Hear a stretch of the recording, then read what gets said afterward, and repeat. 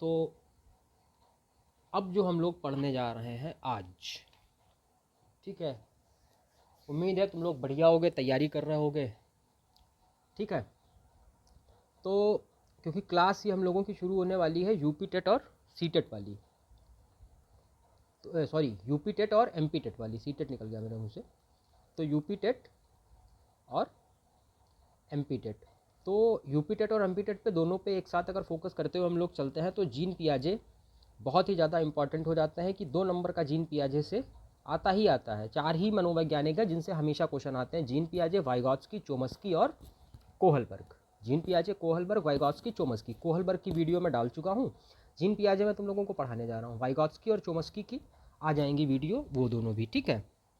तो जीन पियाजे ने बात की है किसके बारे में? संज्ञानात्मक विकास के बारे में। संज्ञानात्मक विकास मतलब कॉग्निटिव डेवलपमेंट, ठीक है। संज्ञान का मतलब किससे होता है? बुद्धि से होता है।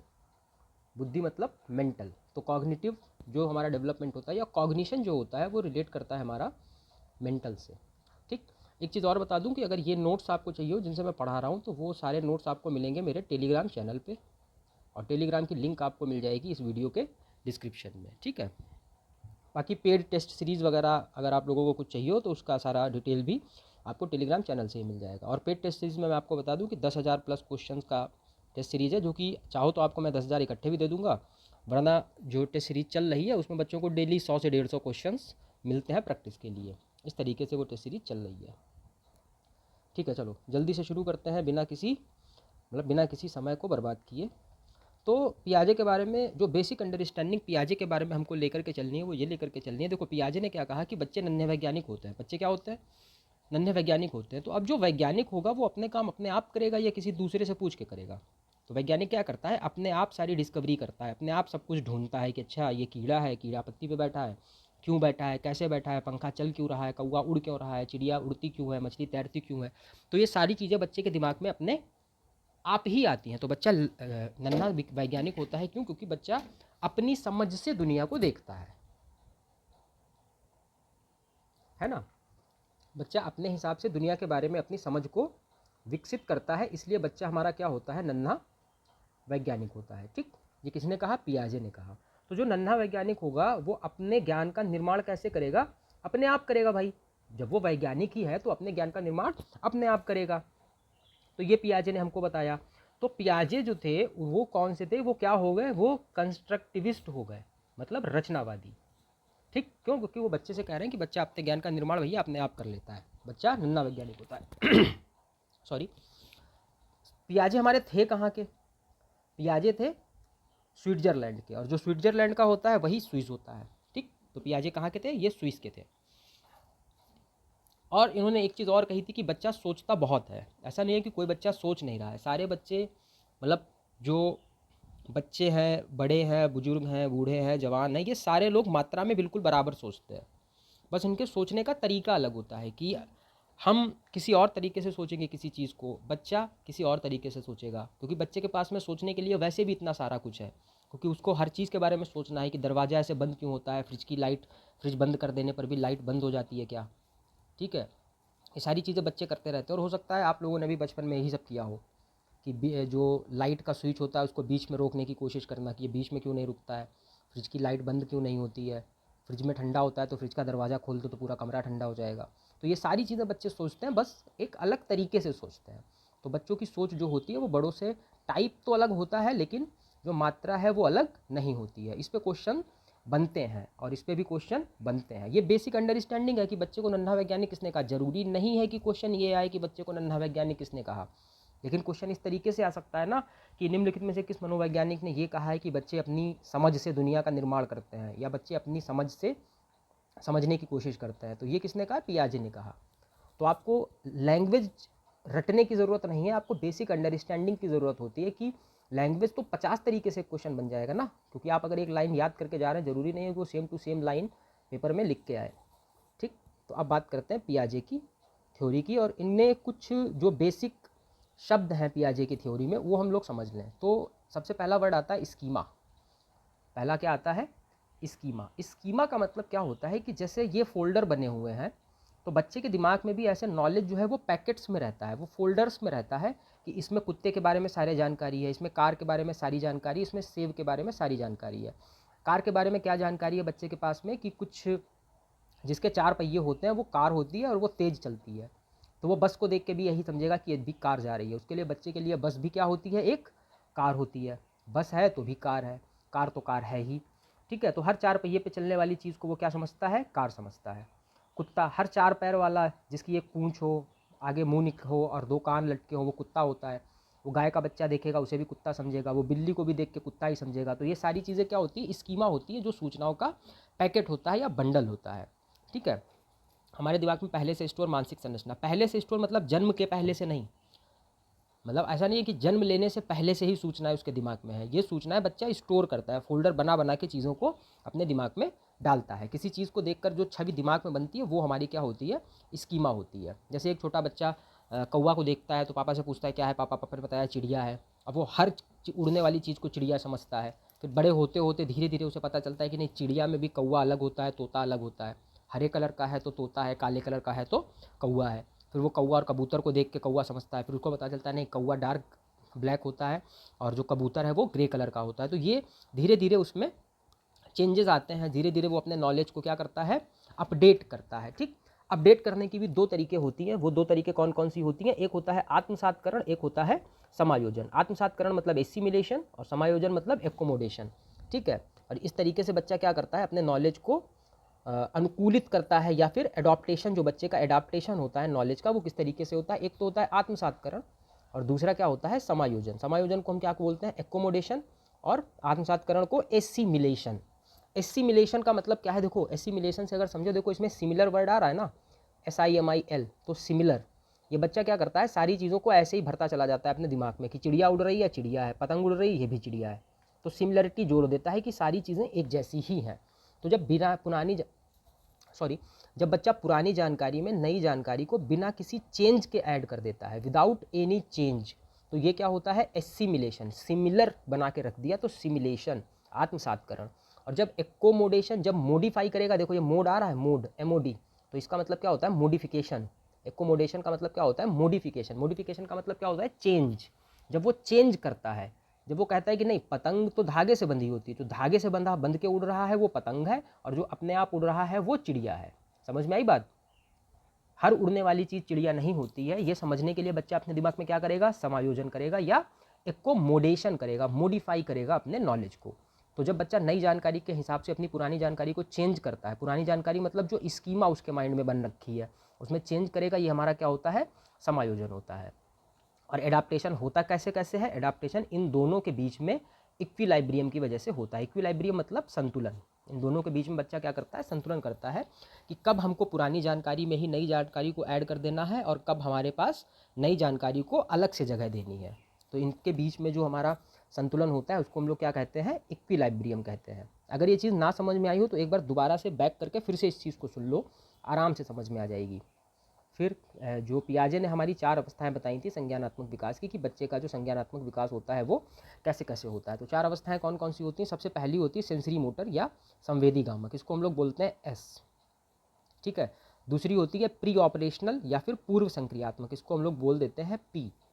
फिर मूर्त संक्रियात्मक या फिर कंक्रीट ऑपरेशनल, इसको हम बोल देते हैं C। और फिर आ जाता है अमूर्त औपचारिक या फॉर्मल ऑपरेशन। ठीक है, इसको हम बोल देते हैं F। तो SPCF।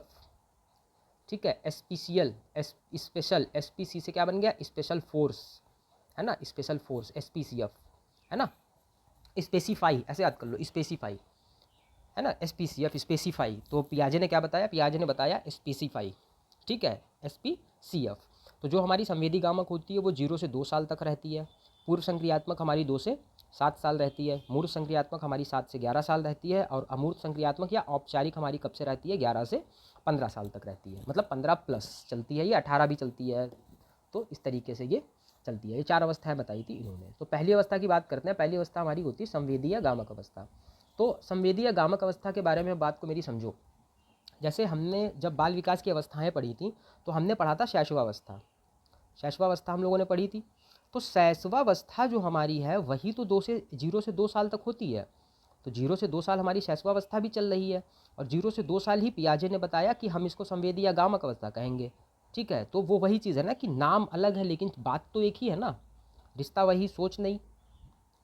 ठीक है, तो इसमें क्या होता है कि बच्चा अपने जो सेंसेस होते हैं, जो सेंसरी ऑर्गन्स होते हैं या सेंसेस होते हैं, बच्चा उनके हिसाब से सीखता है। जैसे देख के सीखता है, वो देख रहा है कि घर में सब लोग चल रहे हैं आसपास, कोई बच्चा बोल तो पा नहीं रहा है 0 से 2 साल। सुन के सीखता है, टच के साथ में सीखता है कि टच से सीखता है। ठीक है, और इसमें जो सबसे मेन चीज़ होती है वो ये होता है कि बच्चे में ऑब्जेक्ट परमानेंस आ जाता है। जैसे एक छोटा बच्चा जो 0 से 2 साल का है, उसके सामने से ऐसे नहीं, वो ऐसे छुप जाने वाला, अगर आप छुपते हैं तो उसको लगता है कि हाँ ये चीज़ गायब हो गई, कि जो चीज़ सामने आंखों के नहीं दिख रही है वो गायब है ना। आउट ऑफ साइट जो होता है वो आउट ऑफ वर्ड हो जाता है उसके लिए। ठीक है, लेकिन इसमें इस अवस्था में धीरे धीरे बच्चों के सामने ऑब्जेक्ट परमानेंस आ जाता है। वो समझने लगता है कि अगर कोई चीज़ मेरे सामने से गायब हो गई है, इसका मतलब भी वो वस्तु जिंदा है, मतलब जिंदा है इन द सेंस ऑफ कि वो अभी भी अस्तित्व में है, उसका अस्तित्व अभी भी है। बस इसके बारे में ये चीज़ इंपॉर्टेंट है, ये आपको पता होनी चाहिए कि पियाजे के हिसाब से वस्तु स्थायित्व किस अवस्था में आता है, तो संवेदी या गामक अवस्था में आता है। बाकी इसकी सारी जो कैरेक्टरिस्टिक्स है वो हमारी शैशवावस्था वाली ही है कि बच्चा अपनी इंद्रियों से सीखता है। फिर आगे बढ़ते हैं, पूर्व संक्रियात्मक अवस्था। अब ये जो अवस्था है ये हमारी संक्रियात्मक अवस्था से पहले की अवस्था है, कि जब बच्चे में थोड़ी थोड़ी बुद्धि आना शुरू होती है, 2 से 7 साल। अगर हम स्टेजेज ऑफ डेवलपमेंट की बात करें तो ये स्टेज हमारी अर्ली चाइल्डहुड होती है ना। तो अर्ली चाइल्डहुड में बच्चा क्या करता है, प्रतीकों से सीखने लगता है, सिंबलाइज कर लेता है चीज़ों को। जैसे झाड़ू लेके घोड़ा बना के उड़ने लगता है ना, कि उसके लिए हर झाड़ू घोड़ा होती है। वो एक लकड़ी ले लेगा, उस लकड़ी को अपनी कार कहेगा, कहेगा ये मेरी कार है। वो उस लकड़ी को अपनी कार समझ के चला रहा होता है। तो क्या करता है, वो सिंबलाइज कर देता है चीज़ों को, भाषा और प्रतीकों का उपयोग करने लगता है। दूसरी चीज़, उसमें एनिमलिज्म आ जाता है। एनिमलिज्म का मतलब है कि हर चलती हुई चीज़ उसके लिए जिंदा है, कि मेरी गुड़िया ने खाना खाया, मेरी गुड़िया ने खाना नहीं खाया, मेरी गुड़िया की तबीयत ख़राब है ना। कि बच्चे गुड्डा गुड़ियों से खेल रहे होते हैं और उनको जिंदा समझ के खेल रहे होते हैं कि मैं अपने गुड़िया को सुला दूँ। गुड़िया को सुलाना भी होता है, गुड़िया को खाना भी खिलाना होता है। पंखा चल रहा है तो पंखा जिंदा है, मतलब इस तरीके की चीज़ें उनमें क्या आ जाता है, जीववाद आ जाता है, या फिर एनिमलिज्म इसको कहते हैं कि हर चीज़ को वो जिंदा समझते हैं। दूसरी चीज़, पियाजे ने इस चीज़ को अहम केंद्रित कहा है। ठीक है, और यहीं पे जब हम वाइगॉस्की को पढ़ाएंगे तो हम बताएंगे वाइगॉस्की ने इसको क्या कहा है। हो सकता है तुम लोगों में से आधे लोगों को ये बात पता भी हो कि वाइगॉस्की ने क्या कहा है इस एज के बच्चों को। तो अहम केंद्रित क्या होता है कि अपने नज़रिए को सही मानते हैं, अपने नज़रिए से दुनिया को देखते हैं। क्यों? क्योंकि देखो 0 से 2 साल का बच्चा अपने आप को राजा समझता है, राजा क्या भगवान ही समझता है, और होता भी भगवान है। बिस्तर पे लेटा रहता है, 0 से 2 साल का बच्चा, उसको बिस्तर पे खाना मिल रहा है, सूसू पॉटी कर लेता है, वो साफ़ करी जाती है। जरा सा भी रोता है तो कोई इंसान उसको टहलाने लेके जा रहा है। वो खुद सोचता होगा कि बताओ, मतलब सब घर में जो है मेरे लिए लगे हुए हैं, कोई मुझे घुमा रहा है, टहला रहा है। उसको अकेले नहीं छोड़ा जाता है, कोई ना कोई उससे बातें कर रहा है। जब उसने रोना शुरू किया तुरंत उसको गोदी लिया गया। तो वो होता ही है भगवान।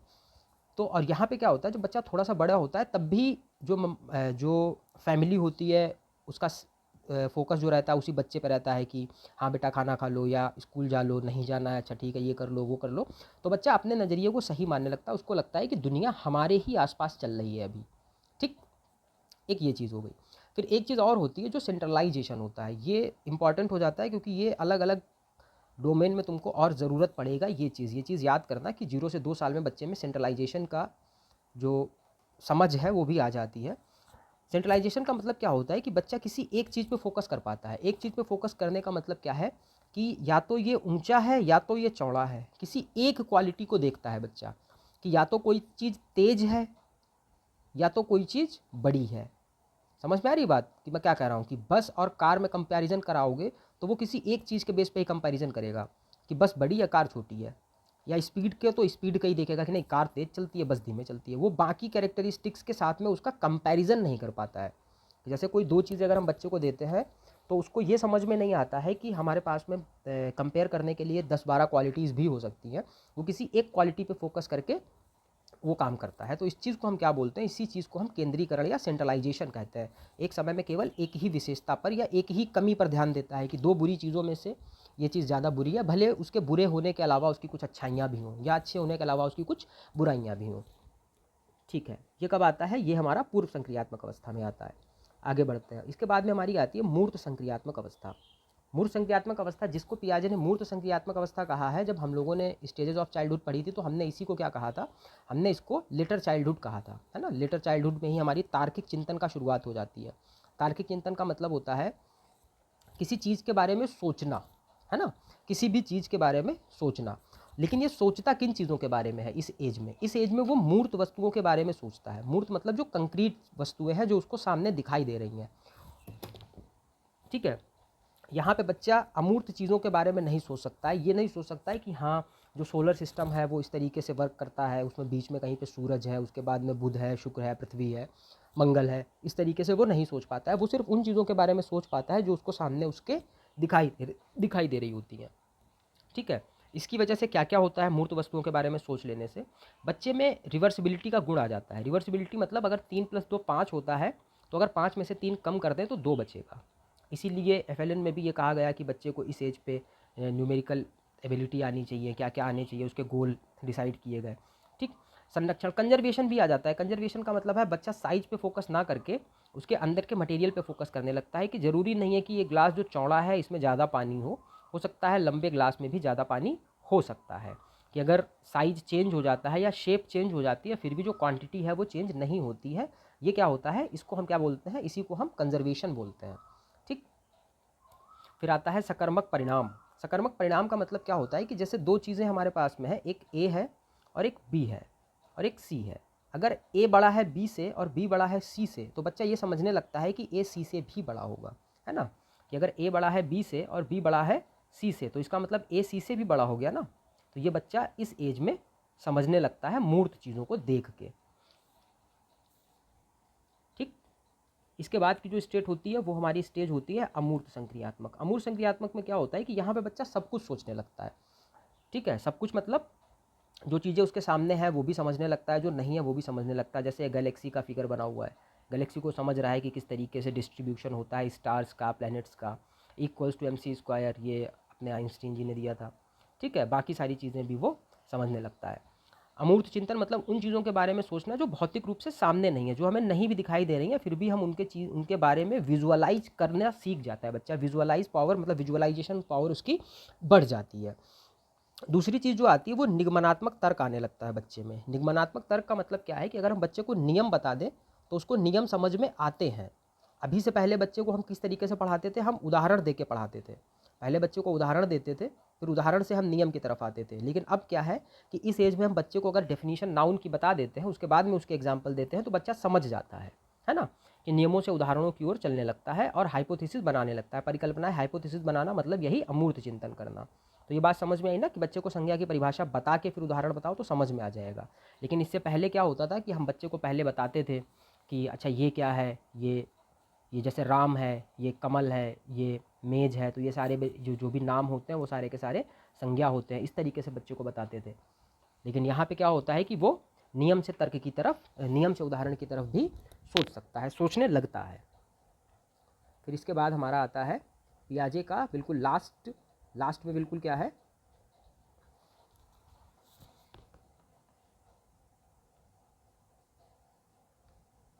कि पियाजे ने विचार और भाषा के बारे में क्या कहा।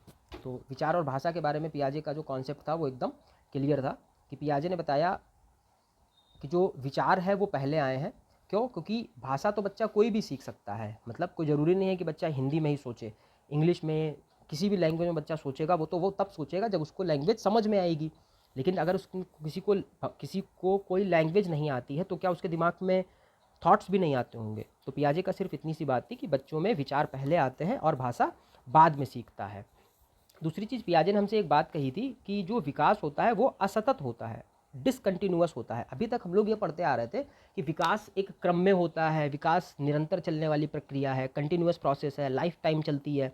लेकिन पियाजे ने ऐसा बताया कि विकास असतत होता है। असतत का मतलब क्या होता है? देखो, अगर सतत हो रहा होता तो वो लगातार चल रहा होता, क्योंकि वो कई सारे पार्ट्स में होता है। कि पहले हमारा जो है ये आ गया, सेंसरी मोटर आई स्टेज, उसके बाद में दूसरी स्टेज आई, फिर तीसरी स्टेज आई, फिर चौथी स्टेज आई। तो क्योंकि ये स्टेजेस में हो रहा है इसलिए ये टुकड़ों में हो रहा है, तो इसलिए विकास कैसा होता है? असतत होता है, ठीक। रचनावाद तो मैंने बता ही दिया था सबसे पहले ही कि बच्चा खुद करके सीखता है। कक्षा का वातावरण बाल केंद्रित होना चाहिए, क्योंकि बच्चा जब खुद करके सीख रहा है, क्योंकि नन्हा वैज्ञानिक है और जो नन्हा वैज्ञानिक है वो सारे काम खुद कर रहा है। जब वो अपने सारे काम खुद करेगा तो उसी को तो हम रचनावाद कहते हैं, उसी को हम लोग कंस्ट्रक्टिविज्म कहते हैं। तो पियाजे हमारे कौन से मनोवैज्ञानिक हो जाते हैं? रचनावादी हो जाते हैं या कंस्ट्रक्टिविस्ट हो जाते हैं, ठीक है। और इतना ही था पियाजे के बारे में जो तुम लोगों को बिल्कुल पता ही होना चाहिए। और इसके बाद में क्या है, इसके बाद में आप लोग टेलीग्राम चैनल ज्वाइन कर लीजिए। अगर आपको नोट्स चाहिए हो वो टेलीग्राम पे आपको मिल जाएंगे। और बाकी वीडियोज़ के लिए चैनल को सब्सक्राइब कर लीजिए और इस क्लास को शेयर कर दीजिए अपने फ्रेंड्स के साथ में। सबसे ज़रूरी बात तो यही है कि इसको शेयर कर दीजिए, ठीक है। बाकी आप लोगों के यूपी टेट के और एमपी टेट के एग्ज़ाम के लिए आप सभी को बेस्ट ऑफ लक। आराम से प्रिपरेशन करो। बाकी कोई दिक्कत हो या कोई क्वेश्चन पूछने हो तो आप टेलीग्राम ज्वाइन कर लीजिए। आप टेलीग्राम पे कोई भी क्वेश्चंस पूछ सकते हैं और आप लोगों को क्वेश्चन की पीडीएफ भी वहीं पे मिल जाएंगी टेलीग्राम पे ही।